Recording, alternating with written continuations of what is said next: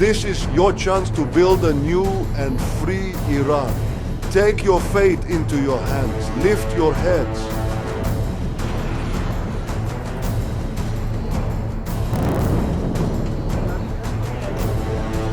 The United States military began major combat operations in Iran.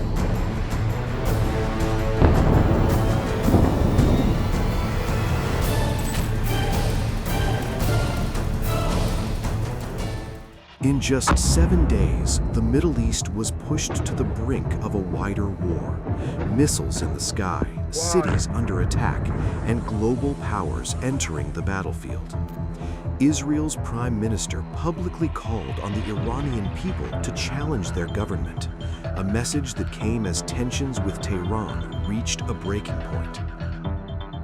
The Iranian people, with all its constituent groups, the Persians, the Kurds, the Azeris, the Balochis, the Abkhazians, and all other citizens of this magnificent nation.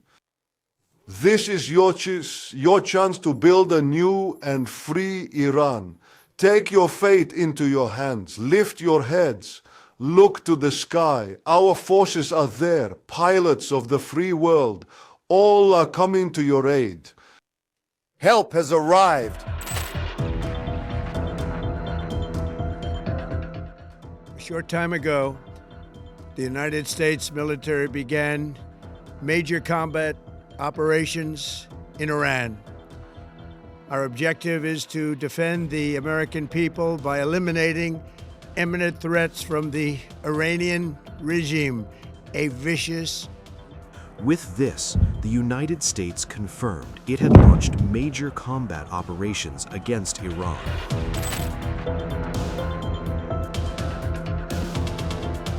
Within hours, missiles streaked across Middle Eastern skies as air defenses scrambled to intercept them.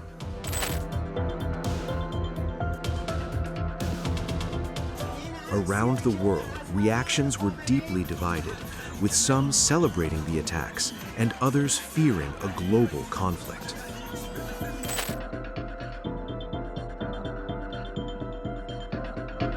The U.S. military released footage it says shows strikes on Iranian targets.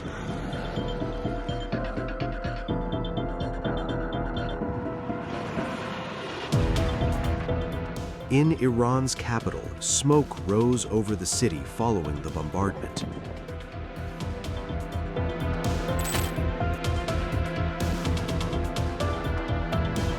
We have prepared ourselves thoroughly for these significant moments, and we have meticulously planned for every single possible scenario. Indeed, even for the period that will follow the martyrdom of our beloved leader, Imam Khamenei, comprehensive plans have already been carefully put into place. Iranian leaders said they were prepared for every scenario, including the aftermath of the death of Supreme Leader Ayatollah Ali Khamenei. Thousands gathered in Tehran to mourn the longtime Iranian leader. Earlier today, CENTCOM shared the news that 3 U.S. military service members have been killed in action. As one nation, we grieve for the true American patriots who have made the ultimate sacrifice for our nation, even as we continue the righteous mission for which they gave their lives. We pray for the full recovery of the wounded and send our immense love and eternal gratitude to the families of the fallen. And sadly, there will likely be more.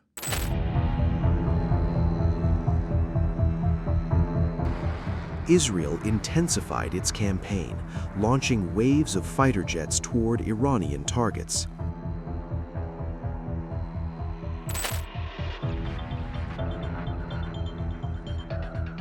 Across the Muslim world, protests erupted against the attacks on Iran.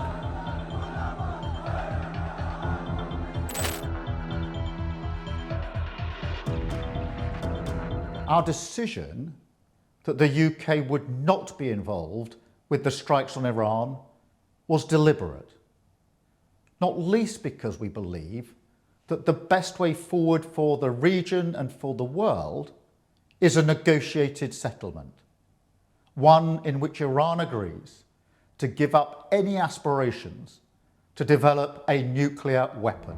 European leaders urged caution, warning the conflict could spiral into a wider regional war.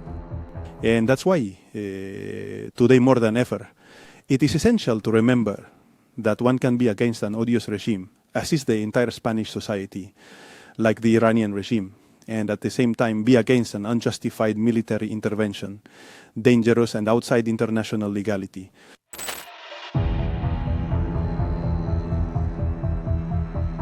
Lebanese authorities reported dozens killed and hundreds injured as strikes intensified. Soon, the fighting spread beyond Iran and Israel. In Lebanon, Israeli strikes targeted Hezbollah positions, while civilians fled southern villages. The span of just 2 days from yesterday and extending into today, we're facing the tragic loss of 40 martyrs, with 246 individuals wounded, and among them, 7 innocent children have become martyrs. The number of registered displaced people in the shelter centers is 58,064. One person, which is equivalent to 12,539 families.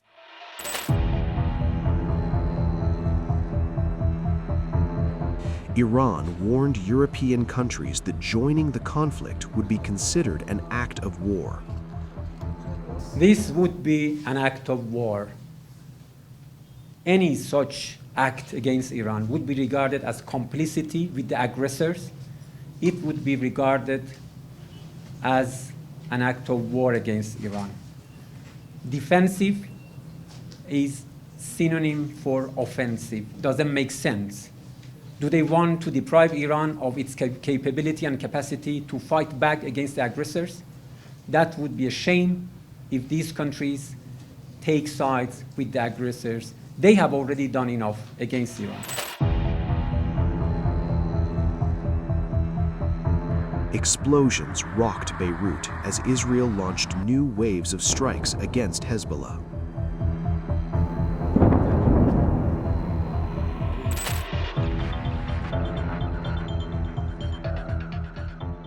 In the Indian Ocean, the United States sank an Iranian warship with a torpedo, the first such sinking in decades. Yesterday, in the Indian Ocean, and we'll play it on the screen there, an American submarine sunk an Iranian warship that thought it was safe in international waters. Instead, it was sunk by a torpedo. Quiet death. The first sinking of an enemy ship by a torpedo since World War II. Like in that war, back when we were still the War Department, we are fighting to win. The bodies of Iranian sailors killed in the attack were transported to Sri Lanka's southern coast.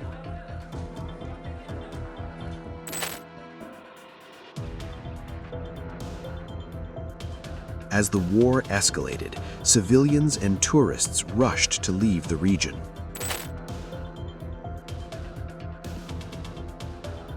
Israel says it has carried out thousands of strikes and destroyed much of Iran's air defense network. Air Force pilots have carried out 2,500 attacks and dropped more than 6,000 munitions. Within 24 hours, our pilots paved the way to Tehran. We destroyed approximately 80% of their air defense systems. We achieved almost complete air superiority over Iran's skies.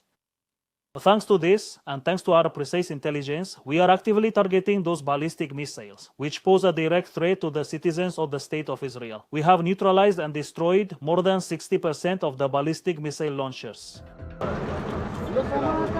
Iran continues launching ballistic missiles while explosions rock cities across the region. In just 1 week, the conflict spread across multiple countries, drawing in global powers and forcing thousands to flee. And with no clear path to diplomacy, the world now watches, wondering what the next week of war will bring.